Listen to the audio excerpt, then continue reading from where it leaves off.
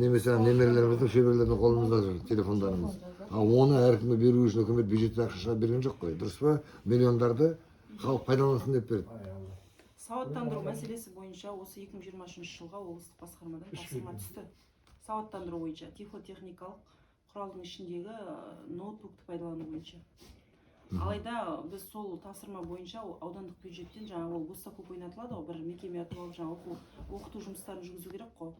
Соған байланысты бюджеттен қаржы сұратылды. Бюджетте оған қаржы бөлінген жоқ.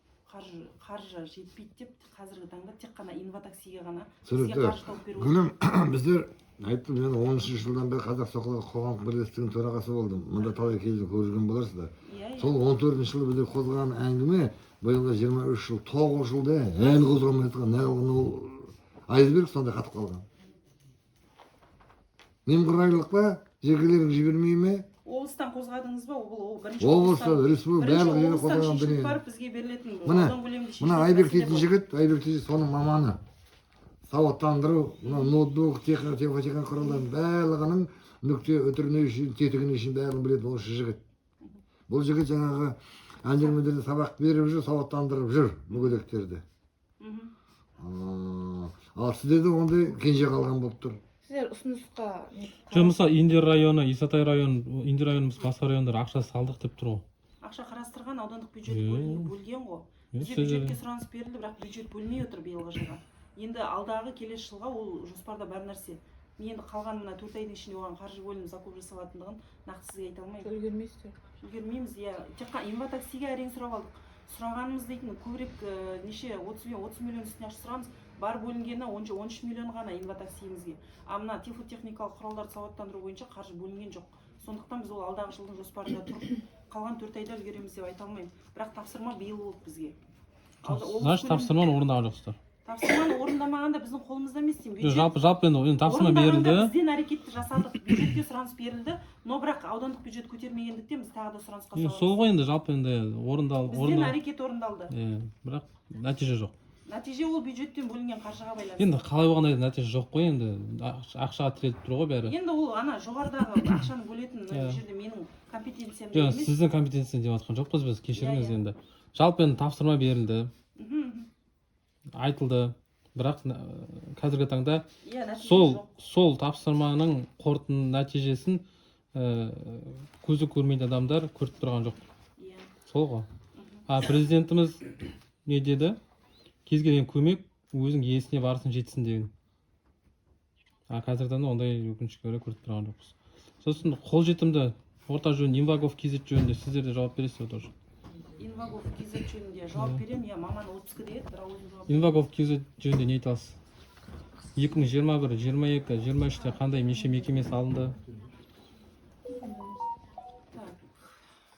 Мен қазір маманы жоқ. Мен барынша айтайын, сізге түсіндіріп. Сіз біреу үшін жауап бермей қойын, күнім айналайын, маманы қайда, нақты маманы? Маманы отпускіде еді аға. Осы бір жақында ғана шығып кеткен. Жоқ, жақсы ал. 2021, 22, 23-те қандай жаңадан салынған мекемелер тапсырылды? Осы Құрманғазы, Ганшкен осы ішінде, районда. Мысалы, адапта мүмкіншілігі шектеулі адамдарға қолайлы жасалған мекеме бар ғой енді? Жоқ емес пе? Тапсырысқа берілгендер бар ма? Үйлер, мекеме, ғимарат, спорт кешен, мәдениет кешені. 22 жылға 16 нысан жоспарланды. 16-ның где-то 10-ы толықтай орындалды, қалған орындалған. Ганшкеннің басында бізде толықтай орындалды деп қазіргі таңда қарастырып отқан спорт кешені орталықта. Қалғандары частично орындалған. Совсем андай толықтай анандай емес, кәдімгі бәрі ғана жүретін нелермен, туалеттегі нелермен емес, частично. Пандусы бар, ішінде ЦОН, біздің Абай мектебі, орталықта дом культура, олар жаңағы тактильді тақтайшамен, тактильді жолақтармен, сосын жаңа кіреберіс пандустарымен жасақталған.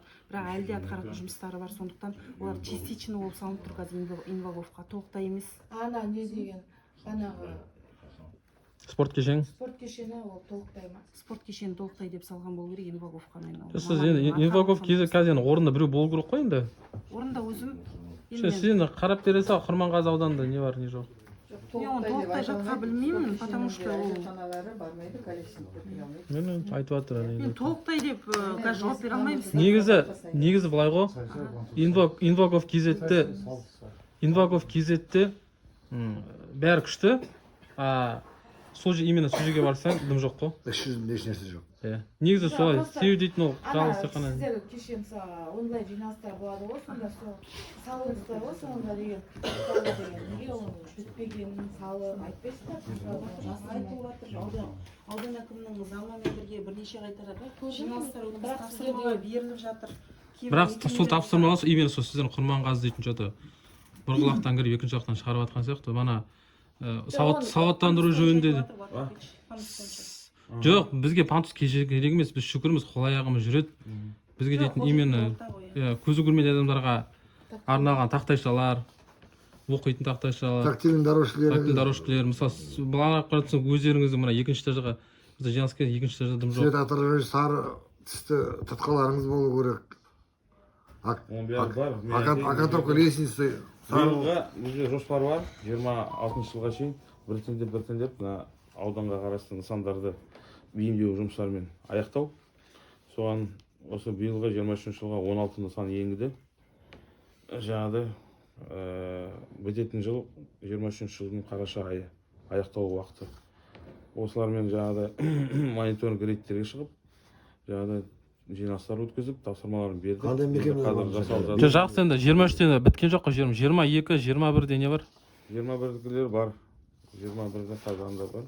10-да да бітірдік. Толық бітірді ма? Толық бітті ма? Толық бітті. Енді жасыратын жоқ. Мысалға, мына аудан бойынша енді көп мекемелер ескі зданиеда ғой орналасқан, ескі нысанда орналасқан. Жаңа мысалға қазіргі мына Invacov несінде, желісінде нелері бейімделу нақты нелері жаңағыдай көп. Біріншіден айта кету керек, бұл нысанда мысалға бір нысанға лифт керек дейді, или тағы да бір қосымша мына жерден әжетхана, тағы да бірден сондай анау жаңағы так сносқа етейін жатқан здание, оған қалай жапсырсаң да несінде ол келмейді. Енді қазір сондай нелермен жалпы жасап отыр. Енді іштегі нелер. Енді пандус мәселесі бойынша 90% деп айтуға болады. Пандус. Жоқ, соққыларға пандус керек емес қой, пандусты. Енді ана нелерді мен аяқтап алайын. Енді нелерге жаңағыдай в основном білім бөлім бар, сосын медициналық сала, жаңағыдай мәдениет көп шоғырланатын жерлерде соларға бізде солардың нысандары бар.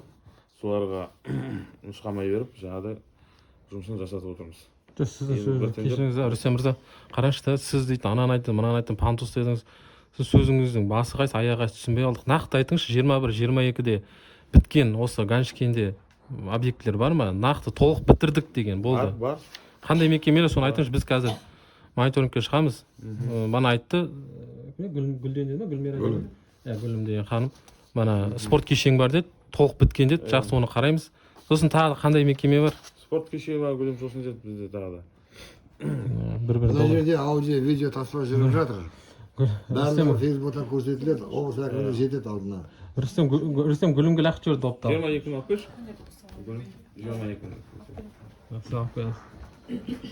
Осындай мәселе кедергісіз келешек бойынша. Ал мына мүгедектігі бар жағында сіздер өздеріңіздің өкпе-реніштеріңіз бар ма, ризашылықтарыңыз бар ма? Сіздерге арналған жаңа орта, кедергісіз ортаны қалыптастыру мақсатында ұйымдастырып жатқан не нәрселер бар?